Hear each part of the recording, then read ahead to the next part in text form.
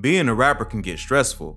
From touring, to releasing new music, to dealing with the press, artists are constantly under pressure. But sometimes, when that pressure gets to be too much, they are forced to react. Here's a look at some of the most famous rappers who have blown up during an interview. Kodak. Kodak Black is one of the hottest rappers coming out of Florida, especially since coming home from prison in January 2021. Although his career has had some ups and downs, he's still one of the most popular artists of the new generation, with several chart-topping hits and platinum albums. But Kodak's career has also been full of controversies, including an incident where he got up and walked out of an interview with Hot 97 after the radio host Ebro asked Kodak a sensitive question. The interview happened on December 12, 2018. He was fresh off of the success of his most popular single to date, ZZ, featuring Travis Scott and Offset. He was doing a press run to promote his upcoming album, Dying to Live. Kodak sat down with Ebro Darden, Peter Rosenberg, and Laura Stiles to talk about his music and his lifestyle, and at that point, things got tense. The interview only lasts about 17 minutes, and from the beginning, it's awkward. Ebro starts out by telling Kodak that he wasn't thrilled to sit down with him after seeing his Breakfast Club interview where he answered questions wearing a ski mask. He also brings up Kodak's recent arrest for smoking weed and handling a firearm around his kid while on Instagram Live. Kodak keeps it light and doesn't get too heated right off the bat, although he keeps his answers short and you can tell he isn't exactly comfortable with the interview. For the first few minutes, the conversation is light, but then Ebro asks Kodak if he likes doing interviews. Kodak says that he likes it and he just appreciated being free. Ebro asks if it's because deep down, he knows something bad is coming, and Kodak tells him to suck a baby. So this is your first time going around doing interviews. How do you feel about it? You having fun? It's great. I like it. Yeah. You having fun? What do you like the most about it? Just being out here, that's it. Being free. Hey. But you know there's something potentially bad around the corner, so you're enjoying it as much as you can. Man, suck a baby. That's it. Hey. Wait, suck a child's penis? Yeah. Ebro did not seem to like this and continues to mock Kodak's flow, bringing up his song Roll in Peace, saying he can't understand the lyrics, but then follows up by saying it's a dope record. Kodak responds by saying he makes music for the streets and it isn't like the bullshit they play on the radio. The interview continues on, with Kodak and Ebro throwing subliminal shots at each other while the rapper starts getting more and more pissed. At the 15-minute mark, Ebro goes straight into it and tells Kodak it's a pleasure to meet him, but he can't ignore the elephant in the room. He brings up the sexual assault case Kodak has hanging over his head, yet follows up by saying that he knows he can't talk about it because it's an open case. Looking at all your cases and everything you've been through, and I know the recent one right now is very sensitive, and with respect to, you know, everybody involved in that case, you know, we can't get into details today. But, you know, we take sexual assault here serious. He doesn't exactly ask Kodak a question, he just lets him know that they take sexual assault very seriously, and he wants him to come back to talk about it after the trial is over. Kodak was accused of sexual assault back in 2016 after he performed at a club called Treasure City in Florence, South Carolina. A female concert goer says she went with Kodak back to his hotel room when he allegedly attacked and sexually assaulted her. The girl was still in high school and later reported the attack to a school nurse. After Kodak was arrested later that year for armed robbery and false imprisonment, the warrant from the sexual assault charge in South Carolina was discovered by authorities, and Kodak has been fighting the case ever since. Despite being pardoned by Donald Trump in January 2021 for an unrelated weapons charge, Kodak will still have to go to trial for the sexual assault case. If convicted, he faces up to 30 years in jail. So it's understandable why Kodak got upset that Ebro brought it up. Sexual assault is a serious crime, and if Kodak did what he's accused of doing, he deserves to be punished. But at the time of the interview, it was still an open case, and Ebro should have known better than to mention something that sensitive. Anything that Kodak says in public could be used against him in court, and being a veteran of the media, Ebro should know that. He even goes as far as saying that he knows Kodak can't talk about it in public, which means he probably already knew how Kodak was going to react. The next few minutes are some of the most awkward content in interview history. Ebro and Kodak just meme mug each other for a minute, while Rosenberg and Laura Stiles sit there awkwardly. Rosenberg tries to change the subject by asking Kodak if he thinks the moon landing was fake, and Kodak clearly isn't amused. For some reason, I just have a hunch that you would care about is the idea that landing on the moon was a conspiracy. Kodak, do you believe that our moon landing in 1969 actually took place? What the f y'all talking about? Ebro continues asking Kodak if he's mad that he brought up the case, and Kodak responds by telling him that he feels like the media is just entertained by real life situations he's going through. He tells him to change the subject or he's gonna walk out. You seem upset that I brought it up.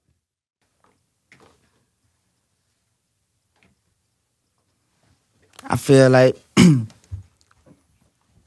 sometimes when niggas like be going through shit, like y'all be entertained by bullshit. You know what I'm talking about? So it's like, change the subject, I'm finna walk out.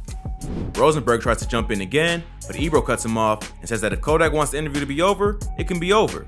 So Kodak does exactly what he threatened to do and gets up and walks out of the room, telling Ebro to say less as he leaves. Well, no, they tried to change the subject. They was talking about the moon landing. That's bullshit too. So talk about something else. Well, I was saying, I think... We don't have to talk about nothing else. We could be done right here. All right, I'm going. Say less. As Kodak walks out, Ebro can be heard saying that the artist won't tell him what to talk about on his own show. It seemed like from the beginning of the interview, Ebro had a plan. He kept bringing up Kodak's past criminal behavior, and the comment about a sexual assault charge seemed like it was planned in advance. That was probably a better conversation to have off camera, especially since Ebro knew going into it that there was nothing Kodak could say about the charge other than claim his innocence, so it's a bit pointless to bring it up in an interview. Kodak has not been back to Hot 97 since and is not likely to return anytime soon. But Kodak isn't the only rapper to get into a tense standoff with the media. This next artist walks out of an interview when asked about a past beef and even accused a popular radio host of trying to hook up with him in the past. Gucci. Gucci Mane is a hip-hop legend and one of the most influential rappers in modern rap. He's credited with being one of the early creators of trap music and has influenced an entire generation of rappers who are currently some of the hottest in the game. Gucci has a pretty wild career full of ups and downs that included beating a murder charge for killing someone sent to kill him, serving 3 years in prison for gun charges, and even being accused of throwing a girl out of a moving vehicle. The first time Gucci got pressed was during an interview with a radio host who asked him about his beef with Waka Flocka Flame. This was back in 2010, way before Gucci went to jail and decided to turn his life around. He stopped by a radio station in Richmond, Virginia called iPower 92.1 to give an interview, and things got awkward. In the beginning of the interview, Gucci seems to be in good spirits, chatting about the features he has on his upcoming album. He then starts taking phone calls from fans and everything seems chill. But in the next segment, the DJ takes a break to play some ads, and while they're off camera, he asks Gucci about his ongoing beef with Waka Flocka. Gucci's whole demeanor changes the next time he's back on camera, and after a few seconds, he gets up and just walks out.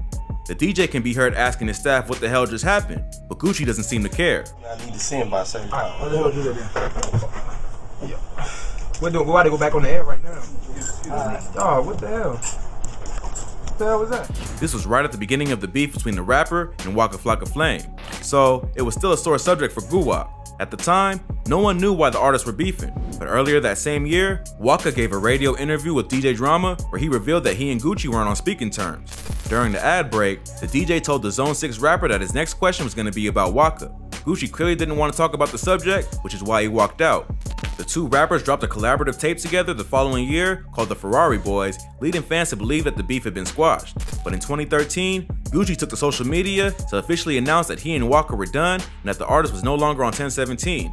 It was later revealed that the beef had to do with drama over Waka's mother, who was also Gucci's manager, and the reason they knew each other in the first place, as well as business disagreements and contract issues. The two have never publicly reunited, but both have acknowledged that they are too old and successful to continue a petty beef and that there is no longer any bad blood between them. But that wasn't the only time Gucci had an awkward encounter with the media. Just after being released from prison in 2016, he gave an interview with The Breakfast Club where he claims that Angela Yee tried to hook up with him back in the day.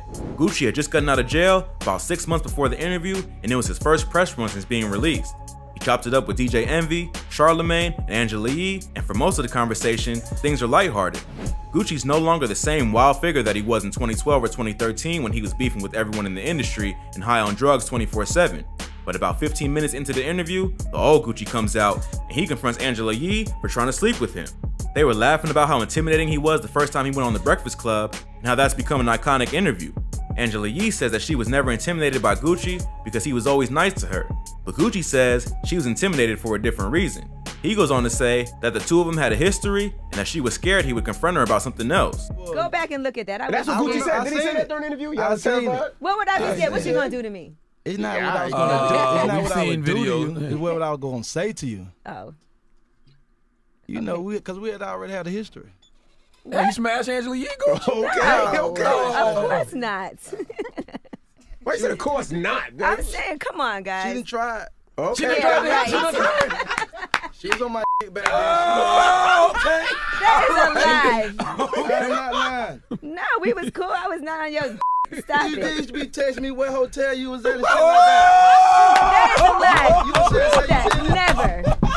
You must got me confused with somebody else. Both deny that they ever actually hooked up, but Gucci claims that Angela tried to find out what hotel he was staying at one time he was in New York. Angela says that he's lying, and Gucci looks her dead in the eye and says, "I'm not lying." That's the moment you can see the old Gucci come out, and the look in his eye is dead serious. Angela backtracks and admits that they were cool, but she never tried to get with him. Gucci refuses to back down, and Angela continues to deny the rumor. Gucci starts getting very specific and says that it was after an interview in New York with Melissa Ford. Angela still claims he's confusing her for someone else, but Gucci says he doesn't know who else it could be. After that, they move on to different subjects, and the interview ends without any more wild moments. After the clip went viral, fans later uncovered the interview that Gucci was referencing. It was an interview on Angela's program, Lip Service, from 2010, where she is clearly flirting with Gucci.